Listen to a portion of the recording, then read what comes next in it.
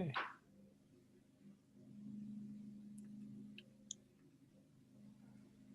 Okay, I think that we can get started maybe. So I think people will join later. Okay, welcome everyone to join our genomics and bioinformatics seminar today. So we're glad to invite Dr. Jörg Gsponer from University of British Columbia to give us a talk about his Nature Communication paper. And Dr. Kenny Brock from HMS will co-host this meeting. So before I turn it over to Kenny to introduce our speaker today, so we're going to talk a little bit more about our upcoming seminars. So for this year, we have one more speaker who will talk about their single-cell RNA-seq paper. So if you do any single-cell RNA-seq research, this talk may be interesting to you. So the next talk will be on December 15th. And what previous seminars have been recorded in YouTube. So if you are interested in anyone, you are welcome to come to this page and click the link and watch the videos in YouTube. And also you don't need to use VPN to watch that. With that, Kenny, thank you. Hi everybody. It's my pleasure to introduce Professor Jörg Gsponer today, who is a professor at the University of British Columbia. He received his medical doctorate from the University of Lausanne and PhD from the University of Zurich. And he does a lot of really amazing work, including work on intrinsically disordered proteins, phase separation, neurodegenerative processes, as well as identifying effects of different mutations. Today, Professor Gsponer will be presenting the recent work on developing tools for exploiting local sequence identity and taxonomy distances and quantifying the conservation of human protein sequences. Professor, take it away. Perfect. Thank you, Kelly. Thank you for the kind introduction. Can you see my slide? Yes, we can. Perfect. So before I dive into the nitty-gritty detail of this new approach in assessments of sequence conservation and the prediction of phenotypic effect of variants, I'm gonna tell you a little bit more about the general interest, the lab focus, so you get a bit better picture why we're working on this. So as Kelly was saying, we're mainly interested in proteins with large or several intrinsically disordered regions. So for those of you who are not familiar,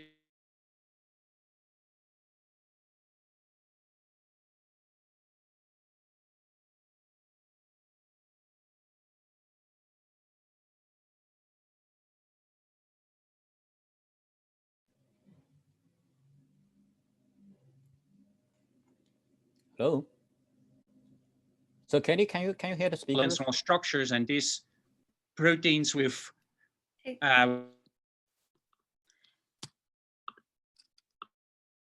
proteins that are involved in metabolic and catabolic processes, so enzymes.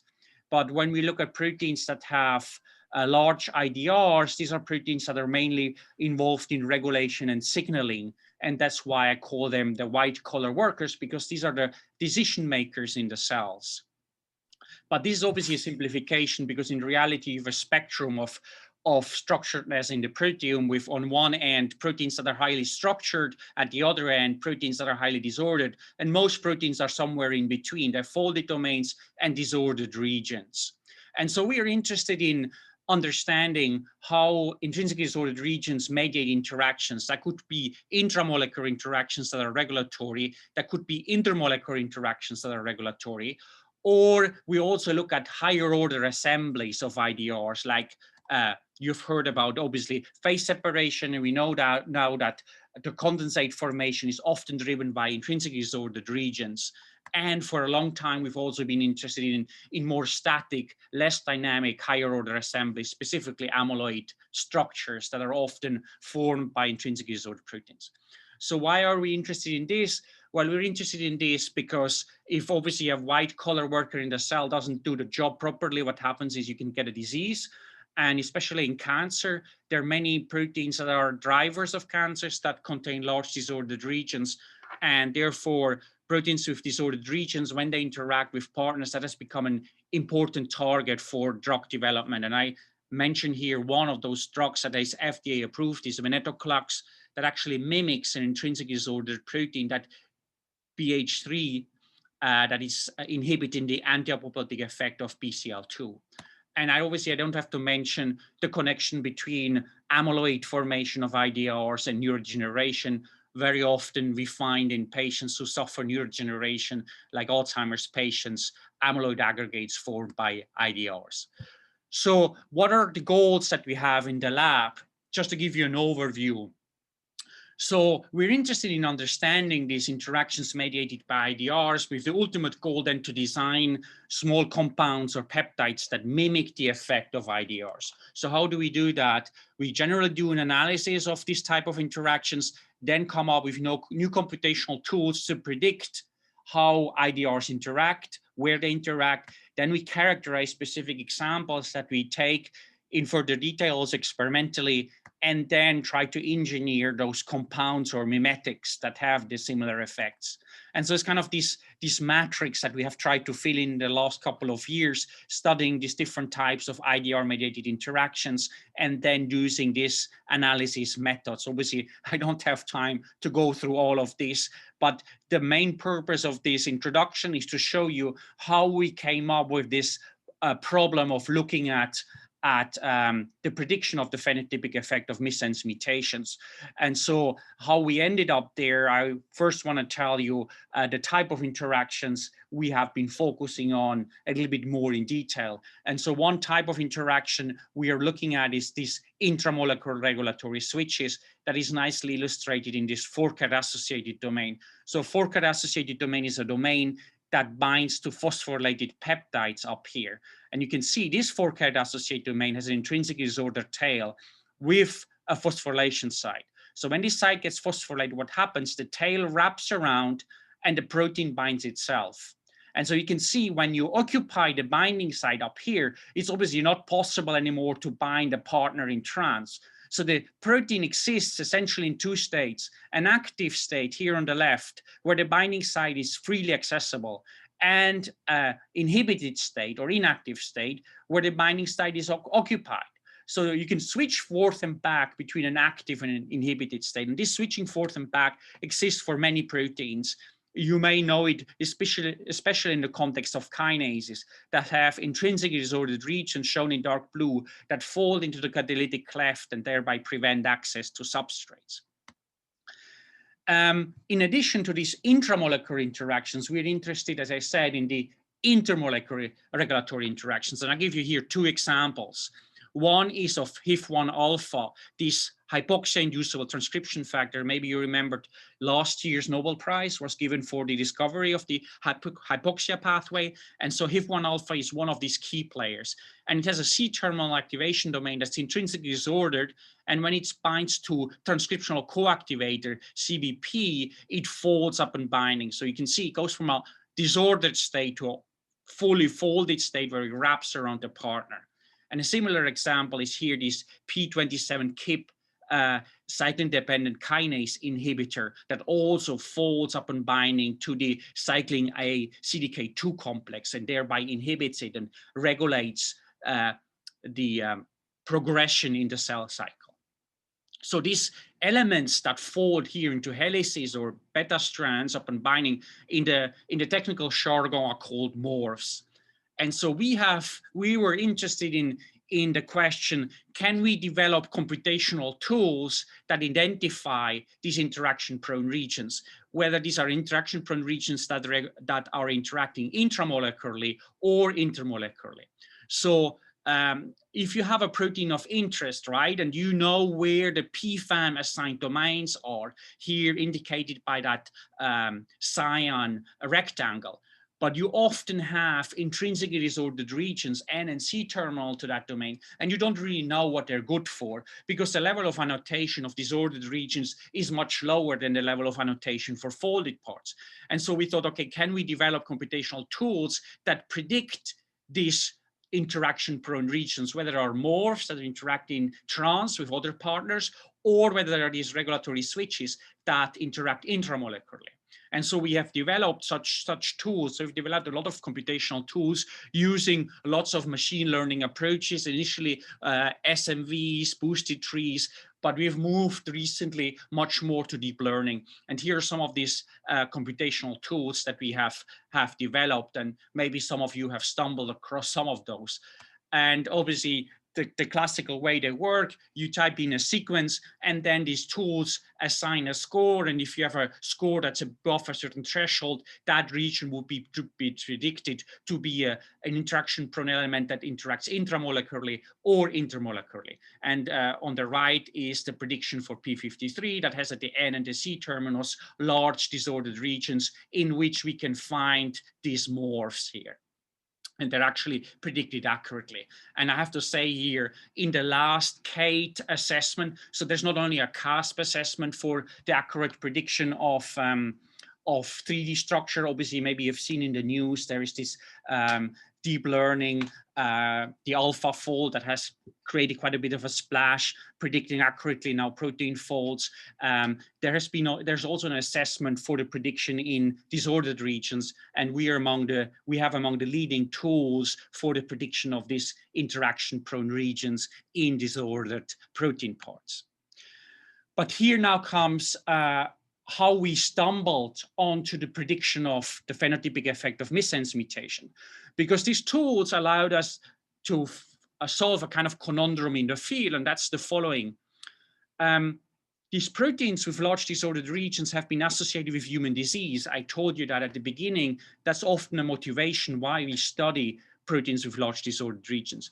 But when bioinformatically disease mutations have been mapped on proteins, it was found that there's actually no significant enrichment for disease mutation in disordered regions. Disease mutations are very much enriched in folded domains, right? But they're not found enriched in disordered regions. So that's kind of a conundrum. How can proteins that contain large disordered regions play an important role in many diseases, but then actually the disordered regions themselves are not enriched in disease mutations? So that made a lot of people be very skeptical about the functional importance of disordered regions, and especially also in the context of disease. So we thought, well, maybe one should not look at the disordered region as an entirely, but maybe just focus on the parts of disordered regions that are functionally very relevant, like the interaction-prone elements that we try to predict. And so when we mapped disease mutation on these regulatory switches that interact intramolecularly, we see a heavy enrichment for Swiss-MAR mutations on these switches, and confirm what other people have found, that actually the disordered regions themselves are not enriched in mutations, but these switch regions are. And more recently, we have done a similar study for disordered regions that interact in trans. To cut a long story short, we indeed find that especially the core regions that get buried at the interface, they're heavily enriched in disease mutation. And that's kind of complement studies from people at Harvard. Mark Vidal and Susan Lindquist has shown a couple of years back that many disease mutations are actually agenetic mutation, so mutations that affect protein-protein interactions. And here what we show in a simple study, that also holds true actually for interactions where one partner is intrinsically disordered. And so having analyzed this enrichment for disease mutations in interaction-prone elements that are located in IDRs, we then ask, well, how good are existing tools in predicting the phenotypic effect of missense mutation in disordered regions? And as you know, there are a large number of tools that have been developed to predict the effect of missense mutation. And essentially all of them, in some way or another, exploit evolutionary conservation information. And when we use this, and others have done that before, on missense mutations that are located in disordered protein parts, we see that these tools perform quite poorly. And the reason for that may be, to some extent, that deriving evolutionary conservation for this disordered region is not a trivial task, because multiple sequence alignment of disordered regions are classically more difficult to achieve in a high quality than for folded parts. Reason being, disordered regions often evolve faster. You have more residue changes there, and they're making the alignment much more difficult, and therefore predictions more challenging. So I don't want to go into the details of existing methods, but just for the background and bringing everybody on the same page, I would say one can broadly classify these tools in two groups. Those tools that are purely based on conservation information, like SIFT, where you give a FASTA sequence, then you do multiple sequence alignment, you do some kind of clustering to get rid of redundancy, and then you have some metrics that assess conservation. And the main idea being in the prediction that if a position is highly conserved across species, then mutating that position would most likely be non-advantageous or even detrimental. And so you get a high detrimental score. In addition to this, methods that are purely based on conservation, there are other methods that are exploiting large ensembles of data sources coming from proteomics, genomic screens. And one of those methods is CAT, that uses support vector machines.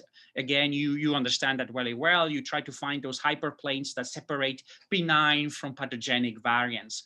And in the case of CAT, there are 63 distinct annotations that are exploited in that tool. Among those annotations are also the SIFT score. So it integrates lots of information like DNA's hypersensitivity. So it exploits information at the genome scale, also at the proteome scale. Methods like polyphen2 exploit predictions of secondary structure, whether a residue is more likely buried or exposed, and things like that. And that should help in the prediction of whether a variant would be more likely benign or deleterious.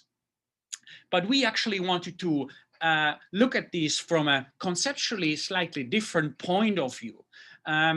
We thought, okay, let's look at this problem from the following perspective. If we have a protein reference sequence given here, and you have a human variant where you replace a threonine by an aspartate, right? The red residues. And you want to know what's the effect of the aspartate, right? What you're going to do is you're going to do first a multiple sequence alignment.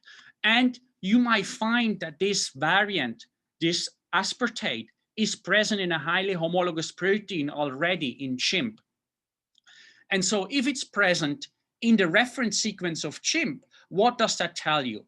Well, it might tell you that because chimp is pretty close to us in the taxonomy, we assume that our working organism, of our organism, is pretty similar to chimp. Our genomes are pretty similar. Therefore, if chimp can deal with the aspartate because we see it in its reference genome, then it might be more likely that that aspartate in our genome is also not that detrimental, and we might tolerate it. That was our initial assumption. But what happens if that aspartate is not found in chimp, is not found in any higher eukaryotes, but we find it only in the yeast? What information can we get from that? How can we interpret that? Does that tell us that the aspartate in our case would be more benign or more deleterious? So we wanted to look into that, and therefore initially hypothesized the following thing. We said, a variant of a human protein that exists in a reference genome of other species are more likely to be benign when these species are closely related to human. That's exactly what I said about the chimp, right? If chimp, a species that's close to us, has already that variant that we want to make a prediction for and has it in the reference genome, right? Therefore, it can deal with it. Then we could assume that it also more likely to be benign for humans. But how can we prove that, right? We have to first provide some evidence. It makes intuitively a lot of sense, but we have to provide some evidence for that. And in order to do that, we introduced two metrics that we exploited. One is local identity, and the other one is shared taxa. So what is shared taxa? Shared taxa, very simply, is the number of edges or branches in a taxonomy tree that are shared between human and other species. So on the right-hand side, I give you part of the taxonomy tree, and on the left-hand side, the shared taxa. So if we look at, for example, gorilla and chimp that are homininae, they share 29 edges in the taxonomy tree with us. So therefore, their shared taxa is 29. When you go down to goldfish, obviously, goldfish only shares a much smaller number of edges in the taxonomy tree with us. Therefore, its shared taxa is 13. Okay, I think that should be pretty easy to understand. If you have a question, please tell me. The second metric that we introduced is local identity. So why did we introduce local identity? Well, we would still use multiple sequence alignment. We wanted to develop a tool that exploits conservation information, but we didn't want to rely too much on large sequence alignments. So we wanted to focus on the local identity. So what's the local identity that how did we define it? It's a number of identical residues between an aligned sequence and the human query in a window of 9 residues centered around the residue that we're interested in. So the residue that we will be interested in is this alanine here, where you substitute serine with alanine, you want to predict that alanine. And so we take a 9 residue window and then calculate how many residues in the sequence that we align are identical with the query highlighted here in light blue. So for example, for sequence number 7, we have only 4 residues that are identical in that window of 9 residues with our query. So that's how we define the local identity. So how can we now exploit these two metrics, local identity and shared taxa, to kind of investigate our hypothesis? Remember, our hypothesis was that variants of human proteins that exist in the reference genome of other species are more likely to be benign when these species are closely related to human. So in order to test that hypothesis, we now introduce what we call variant shared taxa. So it may sound complicated, but it's rather easy. So when we go back to our example, what we have is we replace S in the reference sequence with A in our query, and we want to predict what's the effect of A, right? So we're going to look, is in our multiple sequence alignment another sequence that has an A? Yes, there are 2 here. And what we're now going to calculate is, or take, is the shared taxa of the sequence with the highest local identity that has a match with that residue. So we have 2 that have a match, and then we calculate the local identity for the 2 of those, right?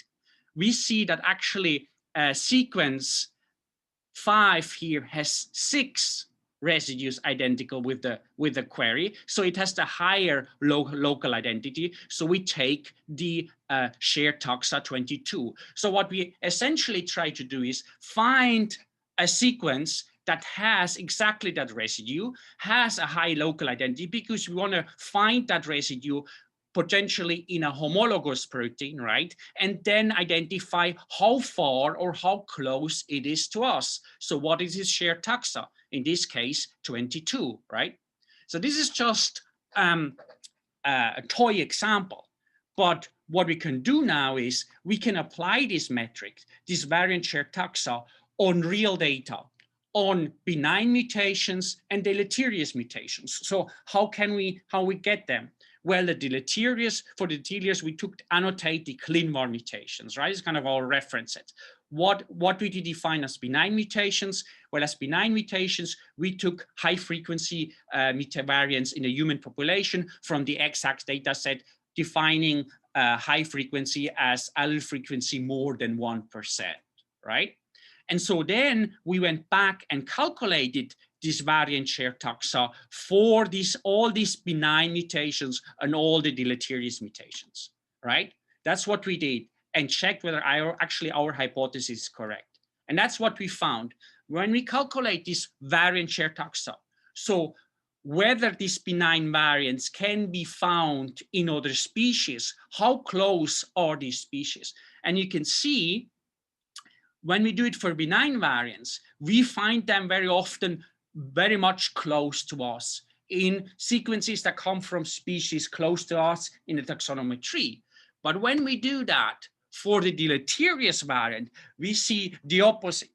Deleterious variant, we don't see them in sequences that come from species that are close to us, but we see them more likely in sequences that come from species that are far away from us in the taxonomy tree.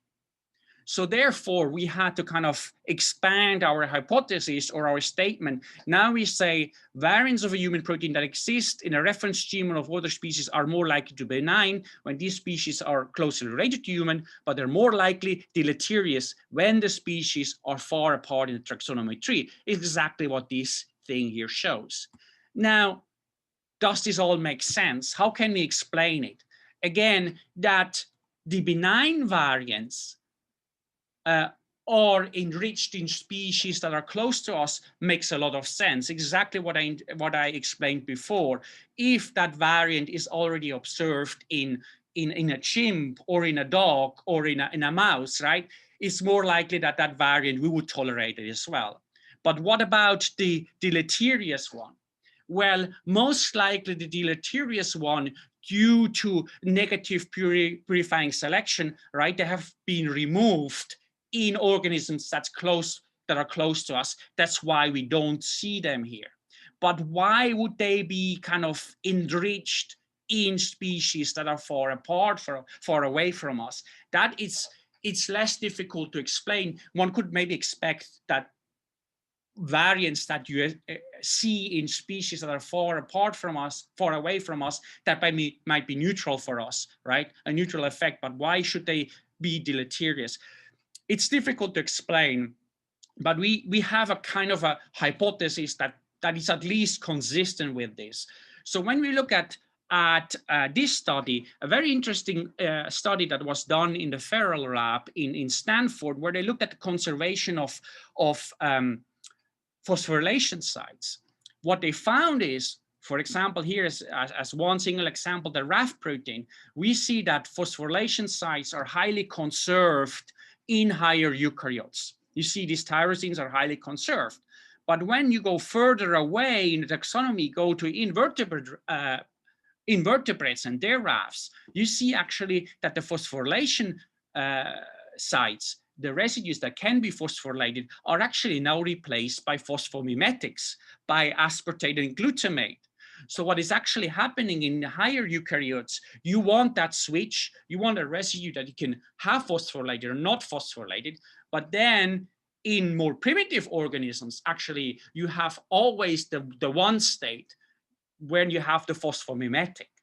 And so we know that actually in the context of cancer, replacing such phosphorylation sites by a permanent on an aspartate can have detrimental effect and promote cancerous cell transformation, right? That does obviously not prove that variants that occur far apart in the taxonomy tree are always detrimental to us, but that could be one mechanism that actually in organisms that are far apart from us in the taxonomy tree, certain residues might be functionally relevant because the regulatory mechanisms are very different. But when you introduce them into our context, where regulation is much more refined, it can have detrimental effects.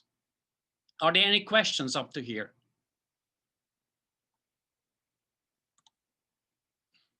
No questions? Good. So overall, what this shows us is that the taxonomy distance really matters. I think this plot clearly shows it. The information that you derive from multiple sequence alignment, that information is very much taxonomy distance dependent, right? And so that was therefore the first metric that we derived. We then said, what about if that residue that we are interested in does not occur in the multiple sequence alignment, right? Our first measure here that we developed relies on the fact that that alanine that we are interested to score, you can find it in a multiple sequence alignment, you can find it in another sequence. But what about if you cannot find that amino acid in a sequence of another species, which is more often the case? Well, in that scenario, we should look at how conserved or how variable a given position is. That is obviously stimulated by the assessment of the variability of a sequence position or the entropy terms that a lot of these tools use. And so in our case, we again also wanted to assess how variable a position is, but in our case, we wanted to make that dependent again on the taxonomy, whether this variability is seen in species that are close to us, or whether the variability is seen in species that are far apart from us in the taxonomy tree. So therefore, we introduced the second conservation measure, the so-called shared taxa profile. That's a vector of 31 units, which represent the 31 taxa. And each element holds the highest local identity of sequences with identical shared taxa, excluding those sequences that have a match with the human reference. It sounds complicated, but it's rather simple. So you take all the sequences that are different in that position from the reference. So all the sequences in our case that do not have a serine here, right? And then we look for each taxa, for example, here for taxa 22, all right, shared taxa 22, what is the highest local identity again? And for example, for taxa 22, it is sequence 4, so 7. Therefore, we give for 22 the local identity here is 7. And so therefore, we go for each shared taxa and find the highest local identity for the sequences that do not have a match with the reference. And that gives you this profile here, okay? And so again, like before, you can do that for all benign and for all deleterious variants that we have in our test set or our initial analysis set.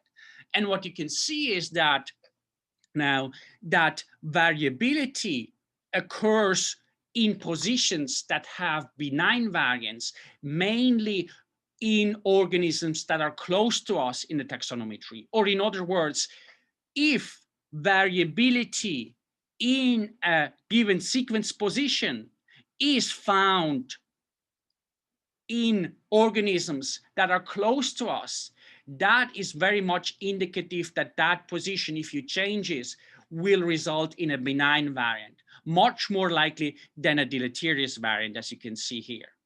However, if the variability occurs only in sequences that originate from species that are far apart from us in the taxonomy tree, it's much more difficult to make that call, because in that case, actually changing that position could have a detrimental effect. So therefore, we came to the conclusion that we should be able to exploit these taxonomy distance effects and postulated that exploiting these new measures of conservation that we derived might be more effective in the prediction of the phenotypic effect of missense mutation than classical conservation measures. So we therefore set out to develop a predictor that exploits them.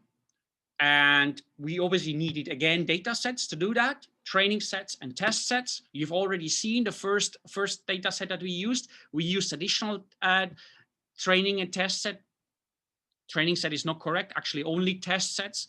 What are these test sets? These test sets, again, used variants that are common in the population, this time from genome AD with an allele frequency of 1% as benign, and then variants that are annotated as being pathogenic in UniProt as deleterious, or annotated as involved in cancer also as deleterious.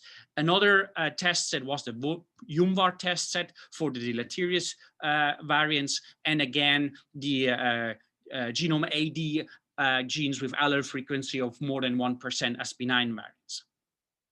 How did we make sure that there is no bias at the level of the proteins?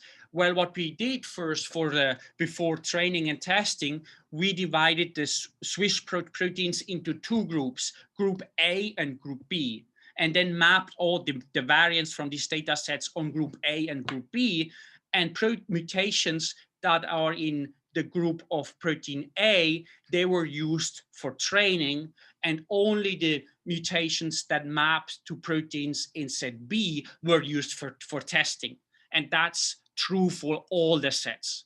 So only variants or mutations that map to proteins in set A were used for training, and variants that map to completely different proteins were used for testing.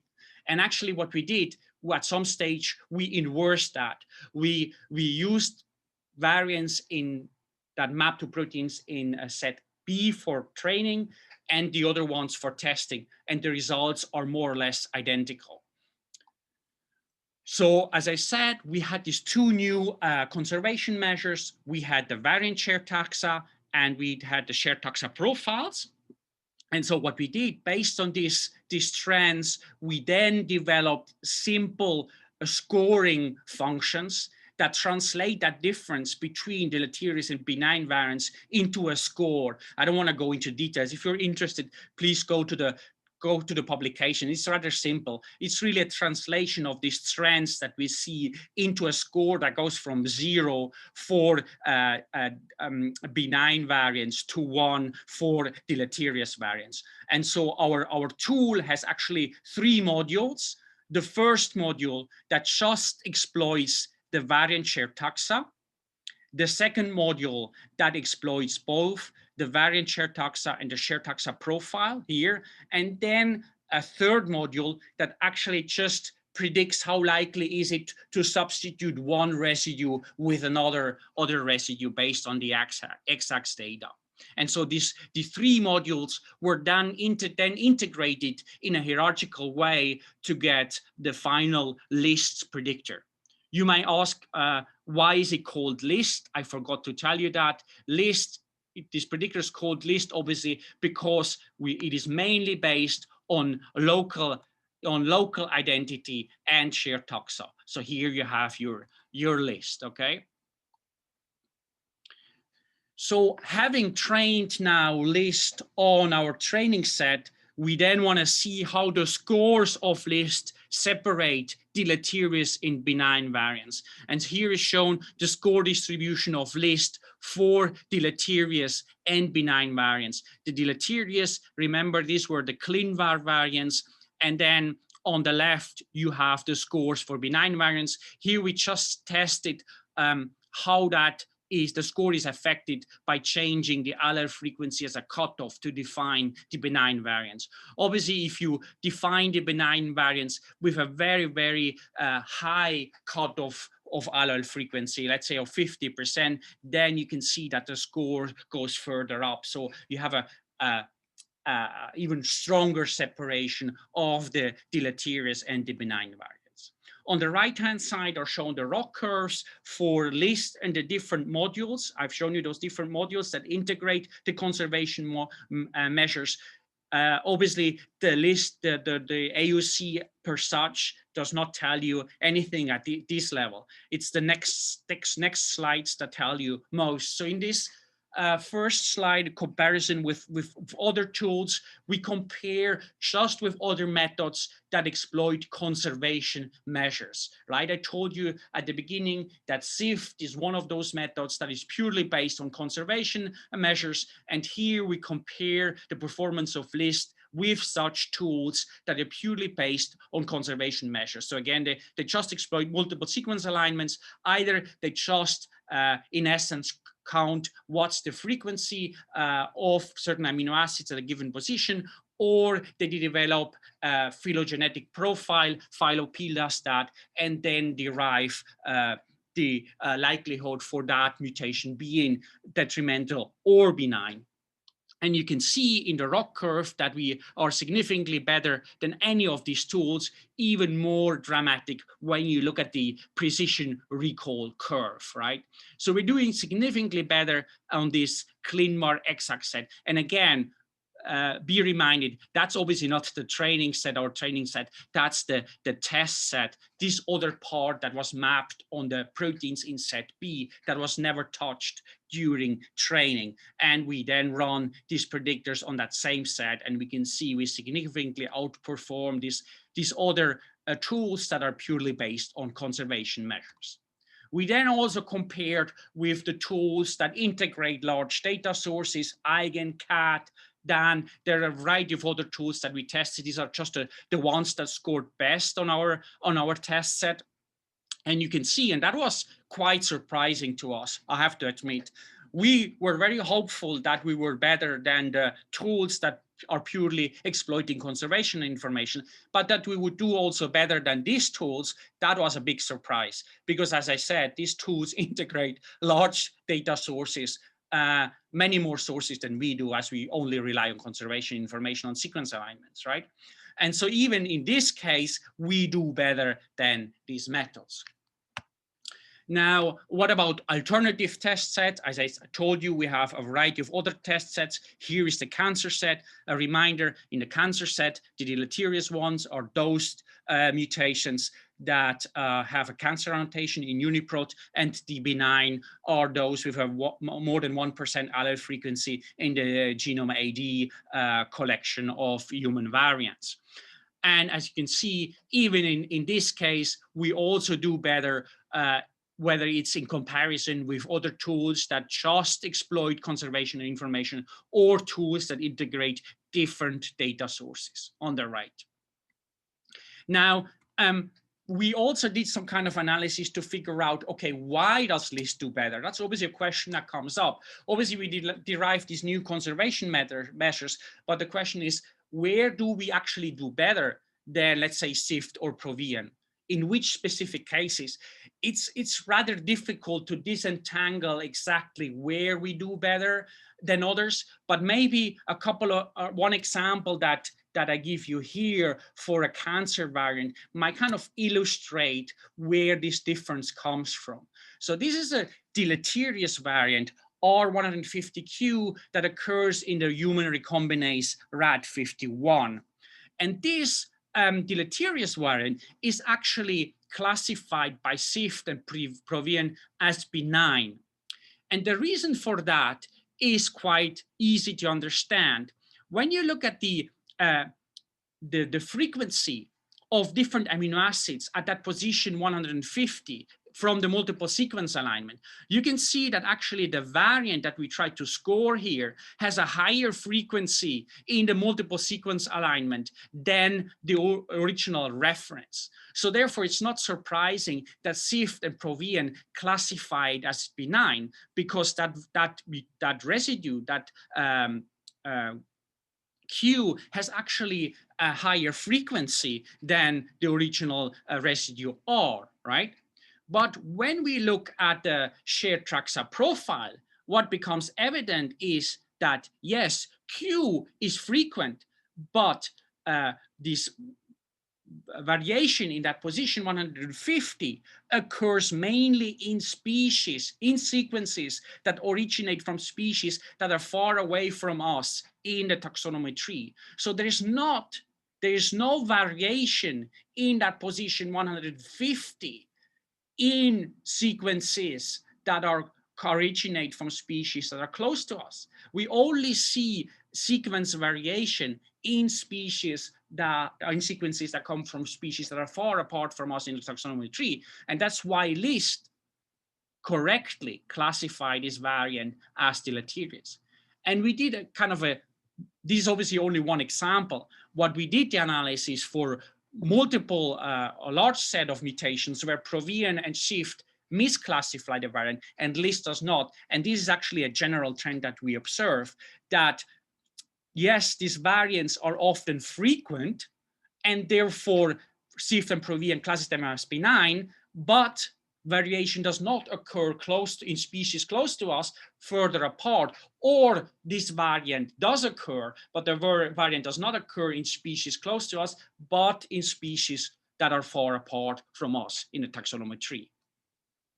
Now, I told you that we started working on this because we were not happy with the prediction of LIST and other tools on variants, missense variants that are located in intrinsically disordered regions, right? And that was our initial motivation, to improve prediction of missense mutation in intrinsically disordered regions. So we had to test whether, hopefully, our method that more relies on local identity does indeed better on missense mutation that are located in IDRs, and indeed it does. So that was very gratifying. We are significantly better than these methods in 4 variants that are located in IDRs. So there's obviously the server where you can go. This was the initial server that we set up, where you have a lot of pre-computed scores, or all pre-computed scores for all possible variants in human proteins. A problem with the initial implementation of LIST was obviously that we implemented the scores that we had only for human. So it was kind of species dependent. So most recently, we updated LIST. We updated LIST to LIST S2, which is now species independent. So we have made these conservation metrics or measures much more standardized, so you can apply it across the board for any species. And we then show in an R publication that actually LIST S2 is still outperforming other tools, but now we can apply it also for predictions of variants in other organisms. So LIST 2, you can now submit any sequence from any organism, and we have also pre-computed scores for a variety of organisms. I don't remember exactly which ones that are, but I think the mainly used one like mouse and others. And so I want to come to the conclusion here. What are the main take-home messages for you? Even if you don't use LIST, I hope you're going to use LIST, but if you don't, when you look at the multiple sequence alignment, please take taxonomy distances into account. It matters whether you see a conservation in or in sequences that originate from species close to us or further apart. And so we have shown that actually exploiting this taxonomy effect improves prediction of the phenotypic effect of variants. And we're now working on an updated step where we try now to actually replace position-specific scoring matrices that are classically developed based or built based on multiple sequence alignment with taxonomy conservation matrices. Again, we think it will be much more fruitful to use information that takes taxonomy distances into account than using simple PSSM that do not take into account information about taxonomy distances. And so I want to thank the person who is really the mastermind behind this, is Navar Mal. He's a very good scientist in my lab, excellent scientist who has developed most of these metrics. We developed the ideas together, but he's really the mastermind behind all the measures and metrics that we implemented. And I want to thank the funding and many other people in the lab who supported this work. And thank you for listening. Thank you, Dr. Gsponer. It's quite an interesting talk.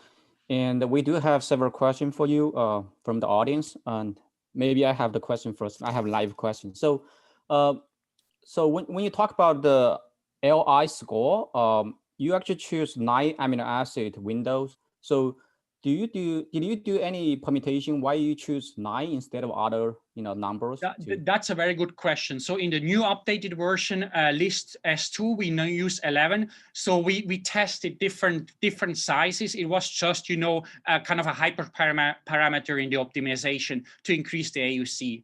But we wanted to keep it as small as possible. So we kind of tried to find what's the smallest one we can use, keeping a high performance. Thank you.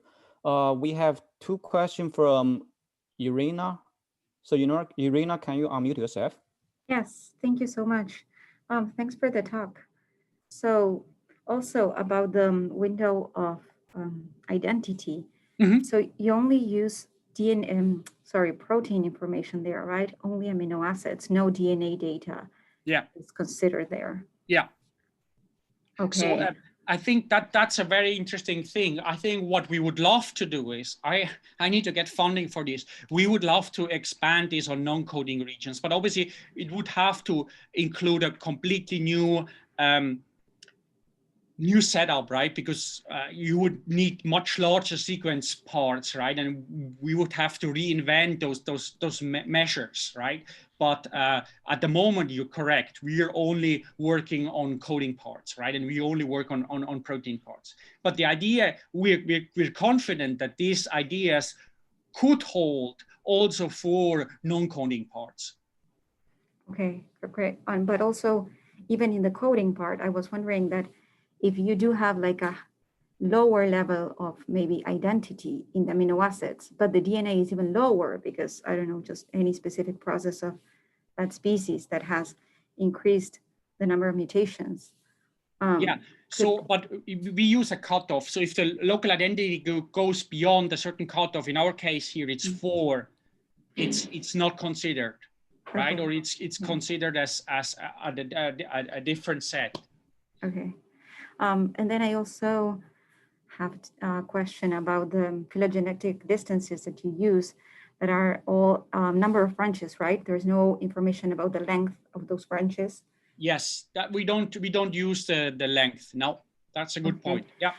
And if that is the case, should you be assuming that the data, or if you want to consider a specific protein, are you assuming that there's no like strange process that this protein has undergone, for instance, positive selection or No, something? we don't assume any of these things. You can obviously work with phylogenetic models, as I said, like PhyloP does, right? But the problem, as you know, with this, they're often restricted to a small set of sequences because the models get very complex, right? Yeah. And so we didn't want to be restrained by that. I think one of the advantages of our method is because we can use really enormous data sets. So we have really deep alignments, right? Okay, so there's no assumption in terms of the rate of changes. No, at any no, species. we don't do. It's really simple at that level, right? Okay. We don't use a phylogenetic model.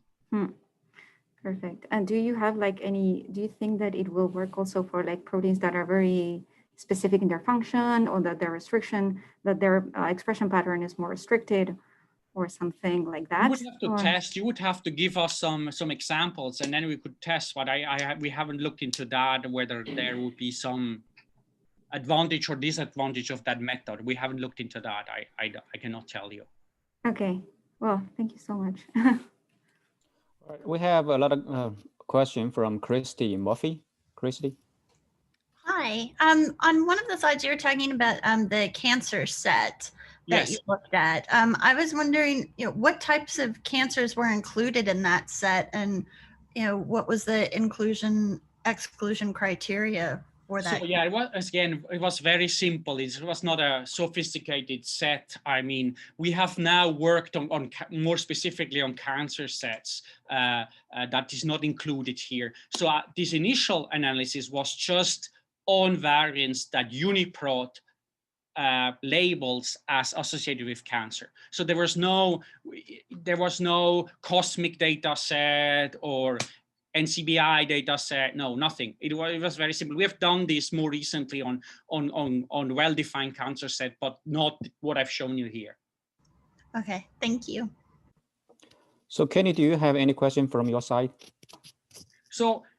So what kind of tools do you guys use? And obviously you have said you develop those pipelines for others. So what are because I'm always interested in what are the end users, right? There are different types. There are researchers and then there are clinicians.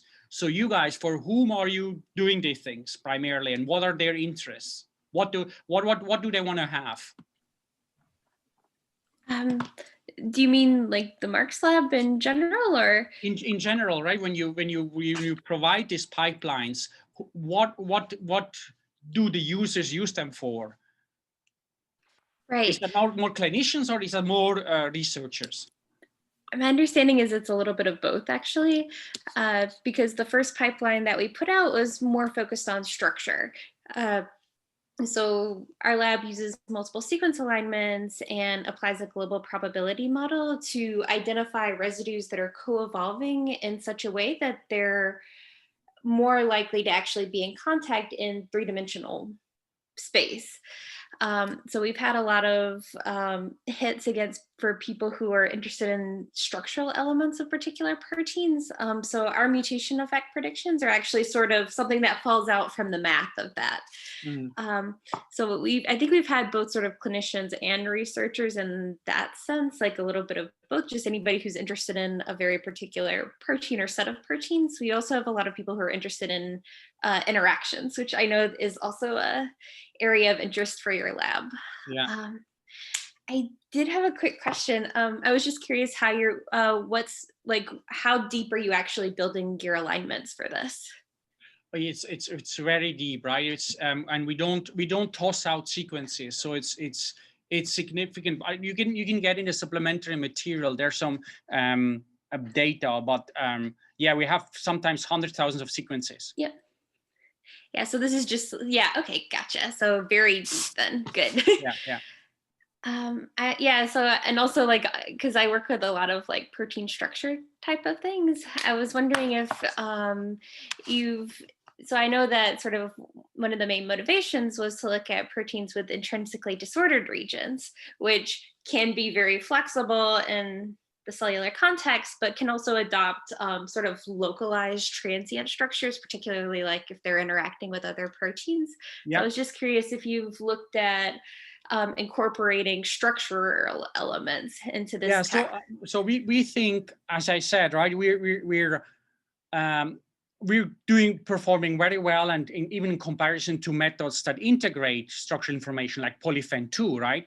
And I think it would be as a next step. I don't have the manpower at this stage, but I think it would be cool to exactly go that way, right? What people have done with CAT polyphen-2, take our measures and then integrate them with structural information, whatever it is. I don't know whether you guys have tried that on Deborah's side, whether Deborah has also gone down that road to integrate her measure with orthogonal information. I don't know whether that has paid off. Yeah, so nothing systematically, but just kind of in some of my projects looking at individual proteins. Yeah, so I'm really interested to see how everything sort of combines together. I think it makes a lot of sense. One has to be obviously very careful with this integration, remove redundancy in information, things like that. But they're straightforward ways to do that. But I think, I think it's a good idea, especially for intrinsically disordered parts, where still we improve the prediction, but it's still not where it should be, right? And one should definitely, but I have to also say something. I have reviewed quite a few papers in this area. I'm pro integrating orthogonal data, but I'm very reluctant to like the idea of integrating certain types of data. For example, what I've seen very often, people including population frequency. So you can include obviously what's the frequency of certain variants in the population, but the problem is for us, what you then use as a benign data set, right? Because you cannot, it's just, things become circular, right? I've seen Nature Methods paper where they used variant frequency, but then also use variant frequency for the validation or testing. I think that's completely circular. That cannot work, that, right? And the other thing is what people often do is gene annotations, right? gene annotations. And that boosts performance significantly, because obviously certain genes that are annotated with cancer, the likelihood that then another variant is also detrimental is very high. So it depends on the application, but I think one has to be very, very careful what type of data you integrate with, right? I think structural information I have no problem with. Yeah, well, thank you so much for your talk. And on that point, the idea of exactly when a variant is benign versus deleterious, it's a very philosophical question in some ways. Yeah, sure, right? I think, but you have to somehow work on this, right? And we have to try to do our best to define those sets. I completely agree, right? Yeah, seriously, I really enjoyed your talk. Thank you so much. You're more than welcome. Does anybody else have any other questions they'd like to ask? Nope, I don't have any question from my side. Oh, wow, we ended exactly at 1 p.m. then. That's perfect timing. Okay, perfect. Well, it was great talking to you guys. Thank you so much. You're welcome. All right. Thank you. Pleasure to hear you speak. Yeah, you too. Bye-bye. Bye-bye. Thank you.